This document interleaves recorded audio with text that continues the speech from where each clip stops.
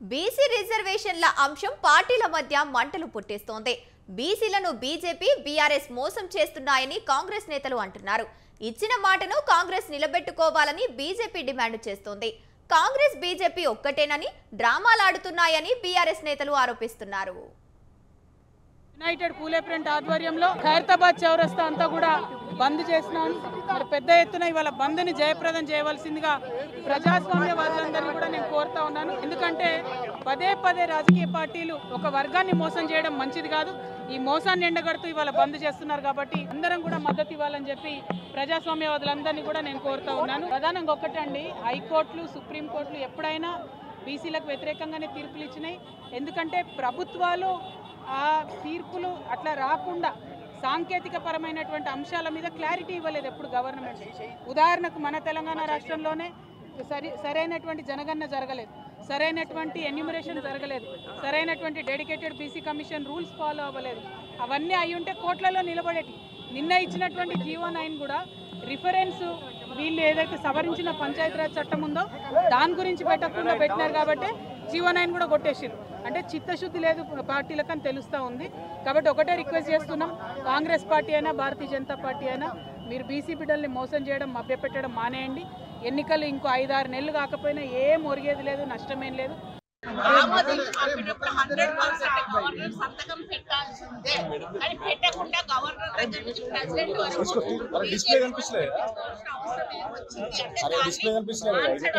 దాన్ని cold storage లో పెట్టడానికే ఆ 42% రిజర్వేషన్ అంటూ కాంగ్రెస్ పార్టీకి ఇస్తే రాహుల్ గాంధీ గారికి క్రెడిట్ వస్తుంది. వచ్చే ఎలక్షన్లలో వాళ్ళకి నామరూపాలు లేకుండా పోతారు అని ఒకే ఒక కారణంతో ఈ బిల్లును అణచివేయడం జరిగింది. ఈరోజు ప్రజల కోసమే కదండి, బీసీ ప్రజల కోసము మేము ఈరోజు సోషల్ జస్టిస్ కోసం పోరాడుతూ ఉన్నాం.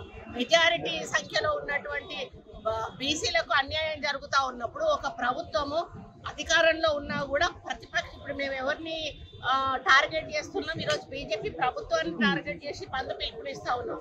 అందుకని ప్రజలందరూ కూడా సహకరించాలి. ఇది చేస్తే మనకు సమన్యాయం జరుగుతుంది అన్నింటిలో, నాట్ ఓన్లీ పాలిటిక్స్ లో, మీకు విద్యలో కానీ, ఉపాధిలో కానీ, లేకపోతే ఉద్యోగ అవకాశాలు, మేము అన్నింటిలో కూడా సమానత్వం ఇవ్వాలి. సమానత్వం లేకపోవడం వల్లనే బీసీలో వెనుకపడతా ఉన్నాము. పడకూడదు. మన రిజర్వేషన్లు సంఖ్యాపరంగా మనకు రావాలి. ఏ సంఖ్యాపరంగా మనకు ఉన్నదో ఆ సంఖ్యాపరంగా మనకు అన్నింటిలో కూడా మనకు అవకాశాలు రావాలి అన్నదే. తమిళనాడులో ఎట్లయితే వాళ్ళు ఏ ప్రాసెస్ చేసిందో ఆ ప్రాసెస్ తప్పకుండా ఇక్కడ చేయాలని చెప్పి ఈ ప్రభుత్వం డిమాండ్ చేస్తున్నా.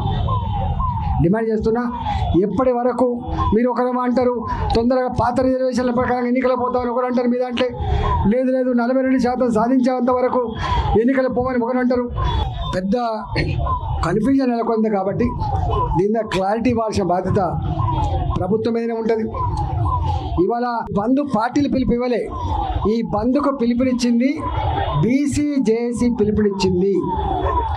దానికి ఇవాళ కింద ఏం జరుగుతుందో వాళ్ళకు రిపోర్ట్ ఉంది. కాబట్టి అనివార్యంగా అన్ని పార్టీలు కూడా ఇవాళ బీసీ జేఏసీ ఇచ్చిన పిలుపును ఇవాళ అమలు చేసే పరిస్థితి వచ్చింది, దానిలో పాల్గొనే పరిస్థితి వచ్చింది. సంతోషం, దీన్ని కాదంటలేము. కానీ ఇవాళ ఈ ఉద్యమం ఇక్కడితో ఆగుతుంది అనుకుంటే అది వెరీ బాగోలుతనమే. ఫస్ట్ టైం తెలంగాణ చరిత్రలో ఓబీసీల డిమాండ్ మీద, బీసీల డిమాండ్ మీద ఇవాళ రాష్ట్ర వ్యాప్తంగా బంద్ సక్సెస్ అవడం మొట్టమొదటిసారి జరుగుతూ ఉంది. బంద్ చేస్తే అమలైపోద్దా? బంద్ ఎవరి మీద? ఎవరైతే చేస్తారో పార్లమెంట్లో ప్రతిపక్ష నాయకుడు ఇస్తానడు, గొడవ చేస్తానడు, ఇంతవరకు గొడవ చేయలే. కేంద్రంలో ఉన్న పార్టీ బీసీలో చేస్తాను, అది చేయలే. వాళ్ళు చేసేటోళ్ళు చేయకుండా వాళ్ళే ఉద్ధరణ చేస్తే ఇప్పుడు ఏమనుకోవాలి? ఆకాశం మీద దేవుని మీద చేయాలా? ఎవరి మీద? కోర్టు మీద చేయాలా? చట్టం ప్రకారం కోర్టు వ్యవహరిస్తుంది. చట్టాన్ని సవరించా బాబు, రాజ్యాంగం సవరించామంటే ఏవో కథలు చెప్తే ఓడింటాడు చెప్పు. ఇన్ని రోజులు ఉన్నారు, ఇప్పుడు ఇన్ని ఎవడు బొంద పెడుతుంది. రాజకీయంగా వాళ్ళందరినీ బొంద పెడతారు. ప్రజలు సిద్ధంగా ఉన్నారు, ఆక్రోషంగా ఉన్నారు. ఎట్టి పరిస్థితిలో ఊరుకోరు. మేము అందరం కూర్చొని మాట్లాడి ఒక కార్యాచరణకు వస్తాం అందరం కలిసి. ఉట్టి ఏం వదిలిపెట్టాం. మా కేసీఆర్ గారు ఉట్టి ఏం వదిలిపెట్టాడు. ఆయన మమ్మల్ని అందరినీ ఢిల్లీ అనేది తమిళనాడు పంపించిండు. అమలు కావాలంటే ఎట్లా అమలు అవుతుంది దేశంలో, అది రిపోర్ట్ కూడా ఇచ్చినాం మేము. కనుక మా కార్యాచరణ మాకు ఉంటుంది. ఒక్కడు ఎంపీగా ఉండి తెలంగాణ తెచ్చింది. ఇలా 240 మంది కాంగ్రెస్ సంబంధించినటువంటి కూటమి పార్లమెంట్లో మాట్లాడకుండా ఎట్లయితే అండి? ధర్నా చేస్తే ఇస్తారా? జంతర్ మంతర్ కాడ ధర్నా చేసి ఆర్టీసీ రోడ్ కాడ బంద్లో పాల్గొంటే బిల్లు పాస్ అవుతుందా? చెప్పండి, తప్పది. ఇవాళ తెలంగాణ